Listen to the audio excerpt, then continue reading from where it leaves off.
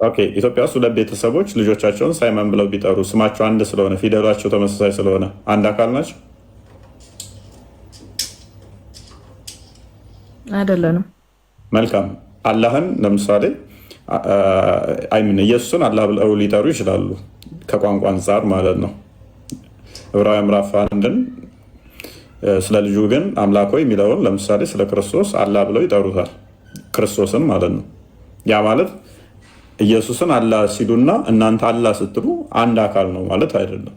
የአካል ልዩነት አለ። የስም መመሳሰል ሎክ ከቋንቋ አንጻር ቋንቋ ሲተረጎም የሀገሩን ባህል ይይዛል። ገባሽ? አሁን ቋንቋ ሲተረጎሙ መጽሐፉ ሲተረጎም እነኛ አካላት አምላካቸው ምን ብለው የሚጠሩት እንደዚህ ሰው እነሱ በሚችሉት በሚገባቸው ቋንቋ ሲባል ይተረጎማል። ያ ማለት ግን ስሙን ስለተመሳሰለ ለምሳሌ እንግሊዝኛ ላይ ያኛውም ጋድ ይላል ያኛውም ጋድ ይላል።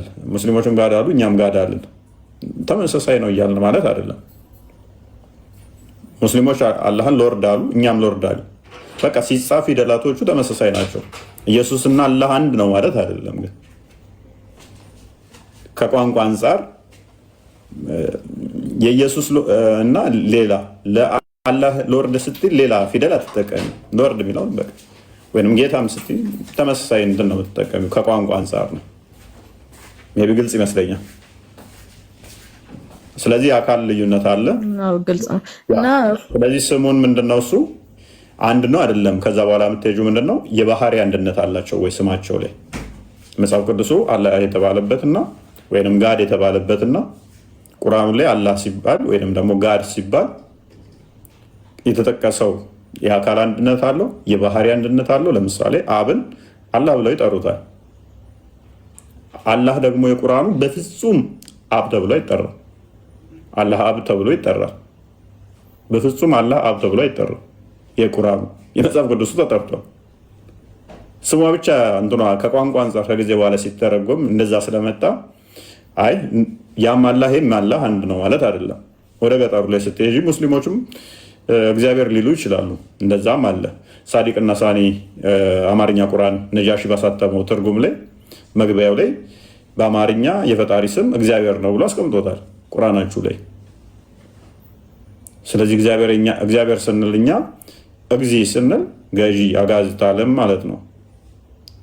አብ እግዚአብሔር አብ አባትን ሪፈር እያደረግን ነው። ሄር ስንል መንፈስ ቅዱስን ሪፈር እያደረግን ነው። ጌታ አብ እና መንፈስ ቅዱስን እግዚአብሔር አብ እግዚአብሔር በሚለው ውስጥ ማለት ነው። እግዚ ጌታ ማለት ነው። እግዚ ማለት ነው። እግዚ አብ አባት ማለት ነው። ሄር ማለት መንፈስ ቅዱስ ማለት እያልን ነው። ሶስቱን ስም የያዘ ነው። እናንተ እንደዛ አታምኑ፣ ግን ቁርአናችሁ ላይ በኢትዮጵያ እንደዛ ተብሎ ይታመናል ብሎ ከቶታል። ይሄ ከቋንቋ አንጻር ነው። በኦሮምኛ ለምሳሌ ስወስጂ ዋቃ ይላል። ክርስቲያኖቹም ዋቃ ይላሉ፣ ሙስሊሞቹም ዋቃ ይላሉ፣ ረብ ይላሉ። ዋቄ ፈታውም እንደዛ ብሎ ይጠራል። ተመሳሳይ ነው። የዋቄ ፈታ እምነት ነው። የክርስቲያኑና ዋቄ ፈታው እምነት አንድ ነው። የሚያመልከው አንድ ነው። ዋቄ ፈታውና ሙስሊሙ የሚያመልከው አንድ ነው። ነገር ግን እኮ ሁለቱም ረቢ ብለዋል። አምላካቸው ረቢ የሚል ቃል ተጠቅመዋል። ከቋንቋ አንጻር የሚመጣ ነው ማለት ነው። ይወራረሳል ቋንቋ አንድም ወይንም ደግሞ የዛን ሀገር ሲተረጎም እንደዛ ይሰጣል ማለት ነው። ግን በግሪኩም ሆነ በእንትኑ ላይ እንደዚህ አይደለም ማለት ነው። በሂብሩ ላይ አይደለም። የተለያየ ሀገር ላይ ቋንቋ ሲተረጎም ከዛ አንጻር ነው። ቀጥይ። እሺ ፎይ አሁን እወርዳለሁ። የመጨረሻ ጥያቄ ልጠይቅ። አሁን ዋህብያና አህባሽ እኔ ጋር ነው የተቋረጠው። እሷ ነው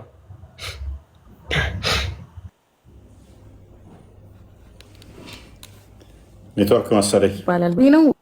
አይሰማም ድምጼ? አሁን መተሻል። ተቋርጠሽ ነበረ። ኔትወርክ መሰለኝ። አሁን ይሰማሻል? አሁን ይሰማል። አሁን ትሰሚያለሽ። እሺ ፎይ አሁን ይሰማል? አሁን ቀጥያ። አዎ ይሰማኛል።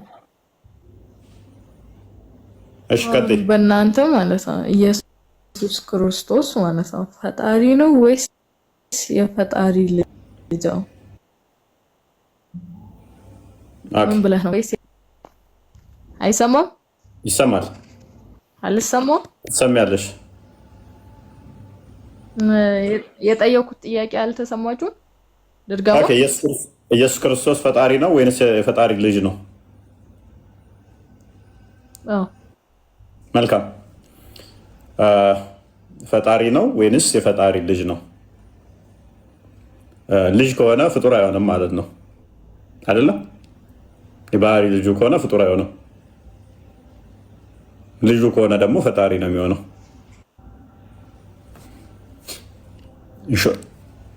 ሎክ ሳይመን የኔ ይሰማሻል? አቤት ልውረድ? አረ ለምን ትወርጃለሽ? እንዳወርጂ በደንብ እንሰሚ ነው። ልጁ ከሆነ ሎክ ልጁ ከሆነ ፍጡር አይሆንም። የባህሪው ከሱ የተገኘ ስለሆነ ፈጣሪ ነው የሚሆነው ማለት ነው።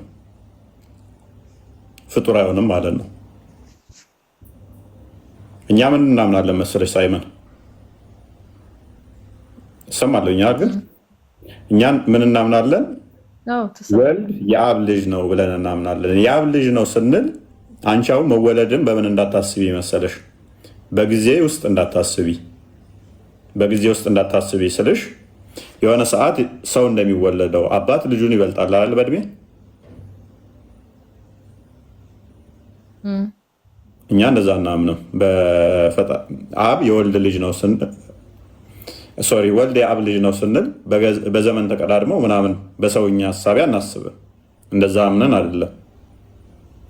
ከሱ የተገኘ ነው፣ ከሱ የሚወጣ ነው፣ ቃሉ ነው ብለን ነው የምናምነው። አካላዊ ነው ግን ብለን እናምናለን። ያ ከሱ የሚወጣው ከሱ የተገኘው ከሱ የተወለደው አካላዊ ቃል ልጅ ብለን እንጠራዋለን። አምላክ በደንብ አስተውይ፣ ቃል አለው ብለን እናምናለን። ቃሉ ደግሞ ፍጡር አይደለም ብለን እናምናለን። አንቺ ቃል አለሽ አይደለ? የአንቺ ቃል ፍጡር ነው። የፈጣሪ ቃል ግን ፍጡር አይደለም። የፈጣሪ ቃል ዘላለማዊ ነው፣ ኢተርናል ነው። ያ ቃሉ ከአብ የተገኘ እንደመሆኑ ያንን ቃሉ ምን ብለን እንጠራለን? ልጅ ወይንም ወልድ ብለን እንጠራለን። በስጋ ሲገለጥ ኢየሱስ ተብሎ ይጠራል። ስለ ስላሴ ስናወራ ስለዚህ ከሱ የተገኘ ነውና ቃሉን ፍጡር አይደለምና ወልድ ብለን እንጠራለን። ወይንም ደግሞ ልጅ፣ ወልድ ማለት በግዕዙ ነው፣ ልጅ ማለት ነው። ፈጣሪያችን ቃል አለው። ቃሉ አካላዊ ነው። መፍጠር፣ ማድረግ፣ ማስገኘት የሚችል ነው። ይህንም መክፈት ትችላለህ ክርስቲያን። ዮሐንስ ወንጌል ምዕራፍ 1 ላይ በመጀመሪያ ቃል ነበር፣ ቃልም በእግዚአብሔር ዘንድ ነበር፣ ቃልም እግዚአብሔር ነበር፣ ሁሉ በእርሱ ሆነ ይላል። ቁጥር 3 ላይ ከሆነም አንዳች እንኳ ያለ እርሱ የሆነ የለም ይላል። በማ በቃል ያ ቃል ከአብ የሚገኝ ነው። አካላዊ ነው። ፈጣሪ ነው። ማድረግ የሚችል ነው። በመጀመሪያ ቃል ነበር። ሉክ በደንብ እያየሽ ነው። በመጀመሪያ ቃል ነበር። በመጀመሪያ ምን ነበር? በመጀመሪያ ቃል ነበር፣ ቃልም በእግዚአብሔር ዘንድ ነበር፣ ቃልም እግዚአብሔር ነበር አለ። ስለዚህ ቃል በመጀመሪያ እንደነበረ ነገረን። ያ ቃል ደግሞ ምን ነበረ? በእግዚአብሔር ዘንድ ነበረ። ያ ቃል ግን ምን ነበረ? አካላዊ ነበር። ለዛም እግዚአብሔር ነበር አለው። ቁጥር 3 ላይ ሁሉ በእርሱ ሆነ። በማ እርሱ የተባለው ስለ ቃል እየተወራ ስለሆነ ሁሉ በእርሱ ሆነ፣ ከሆነውም አንዳች እንኳ ያለ እርሱ የሆነ የለም። ስለዚህ ስለመፈጠር ስታወሪ ኦልዌይስ የምታወሪው በምንድን ነው ማለት ነው? የተፈጠረ ነገር ሁሉ በማን የሆነው ማለት ነው? በቃል ነው የሆነው።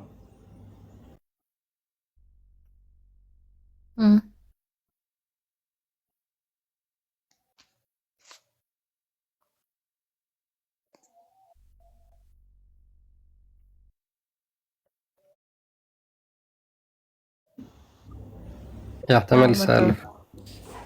ሶሪ። ስለዚህ ዓለማትን ሁሉ የፈጠረው ፈጣሪ በምንድን ነው? በቃሉ ነው ማለት ነው። በቃሉ ከሆነ ሁሉን የፈጠረው።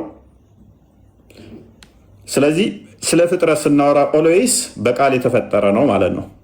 ቃል ከዛ በኋላ ተመልሰን ፍጡር ነው ፍጡር አይደለም ልንል አንችልም። ፍጡርን የፈጠረው ራሱ ስለሆነ ማለት ነው። ይሄ ቃል ዕብራውያን ምዕራፍ 1 ላይ ክፈተው። የአብ የባህሪው ነው፣ የባህሪ ልጁ ነው። ልጅ ያልነው ለምንድን ነው? እንዲህ እንደ ሰውኛ ተረግዞ የሚወለድ ከዘመን በኋላ የመጣ ሳይሆን ባህሪው ነው፣ የባህሪው ነው። ከሱ የተገኘ ነው። ከሱ የተገኘ እንደመሆኑ ከሱ የሚወጣ እንደመሆኑ ልጅ ብለን ጠራ ነው። እንደዚህ ይላል፣ ሁሉ ወራሽ ባደረገው ደግሞም ዓለማትን በፈጠረበት በልጁ በልጁ ዓለማትን ምን ባለበት በፈጠረበት። እዛ ጋር ባየነው ቃል ነው ዓለማትን ሁሉ የፈጠረው አይደለ? ሁሉ በእርሱ ሆነ፣ ከሆነው አንዳችስ እንኳ ያለ እርሱ አልሆነም ማለት። ስለዚህ ሁሉ ነገር የተፈጠረው በቃል ነው። እዚህ ጋር ደግሞ መጣና ምን አለ? ሁሉን ወራሽ ባደረገው ደግሞም ዓለማትን በፈጠረበት በልጁ ቃሉን ምን ብሎ ጠራው ማለት? ልጅ ብሎ ጠራው። ከሱ የሚወጣ ከሱ የተገኘ ነውና ከሱ የተለየ አይደለም። ቃሉ ፍጡር ነው ካልን ፈጣሪ የሆነ ዘመን ላይ ቃሉን ከመፍጠሩ በፊት ሚዩት ነበር፣ ዲዳ ነበር ማለት ነው። ፈጣሪ እንደዛ እናምንም እኛ። አካላዊ ቃል አለው፣ ከሰው የተለየ ድምፀት ያልሆነ አካላዊ ቃል አለው መፍጠር የሚችል ብለን ነው ምናምነው። ያንን ቃሉን ልጅ ብለን እንጠራለን። ደግሞም ዓለማትን በፈጠረበት በልጁ በዚህ ዘመን መጨረሻ ለእኛ ተናገረ። እርሱ ያ ቃሉ ምንድነው? እርሱ የክብሩ መንጸባረቅና የባህሪው ምሳሌ ሆኖ ሁሉም በስልጣኑ ቃል እያለ ይቀጥላል። ስለዚህ ያ ቃል ምንድን ነው? ልጁ የተባለው ባህሪው ነው፣ የባህሪው ነው። ስለዚህ ቃል ለአብ የባህሪ ቃሉ ነው፣ ዓለማትን የፈጠረበት ነው። ስለዚህ ዓለማትን የፈጠረበት ከሆነ ይህ ቃል አሁን ወደዛኛው መለሳት ዮሐንስ ወንጌል ምዕራፍ 1 ቁጥር 14 ላይ አስቀድሞ እንደዚህ በቃልነት ብቻ የነበረው ዓለማትን ከፈጠረ በኋላ እዚህ ጋር እንደነገረሽ ሁሉ ወራሽ ባደረገው ዓለማትን በፈጠረበት መጨረሻ ላይ በልጁ ተናገረን ይላል። እንዴት ነው በልጁ የተናገረን ሲባል ቁጥር 14 ላይ ያ ቃል ሁሉን የፈጠረው በስጋ ተገለጠ። በስጋ ተገለጠ። ያ በሁሉ የሞላው ተስፔስና ፕሌስ ውጭ ያለው ቃል በስጋ ተገለጠ። እንዴት? ቃልም ስጋ ሆነ። ቃል ምን ሆነ? ስጋ ሆነ። ወደ ስጋ መቀየር አይደለም እንዳንል እንደዛ ምን አለን? ቃልም ስጋ ሆነ፣ ጸጋና እውነት ተሞልቶ በእኛ አደረ። ተለወጠ እንዳንል ምን አለን? መልሶ ጸጋና እውነትን ተሞልቶ በእኛ አደረ። አንድ ልጅ አሁን ቃል ምን አለው? አንድ ልጅ ልብ በይ። አንድ ልጅም ከአባቱ ዘንድ እንዳለው ክብር የሆነው ክብሩን አየን። ቆላስይስ ምዕራፍ 2 ቁጥር 9 ክፈተው። ቃል ምን ሆነ? በስጋ ተገለጠ። ስጋን ፈጠረና ማርያምን ፈጠራትና ማርያም ራሱ በማን የተፈጠረች ነች? በቃል። ማርያምን ከፈጠረ በኋላ ቃል ያ አካላዊ ቃል ምን ሆነ? ከማርያም ስጋና ደምን ተካፍሎ በዛ በስጋና በደም ተዋህዶ ተገለጠ። ማይታየው፣ ማይዳሰሰው፣ ማይነካው ረቂቁ አምላክ ስጋን ፈጥሮ በዛ ተዋህዶ ተገለጠ። እርሱ የመለኮት ሙላት በእርሱ የመለኮት ሙላት ሁሉ በሰውነቱ ተገልጦ ይኖራል። በዛ በፈጠረ ውስጥ ምን አለ?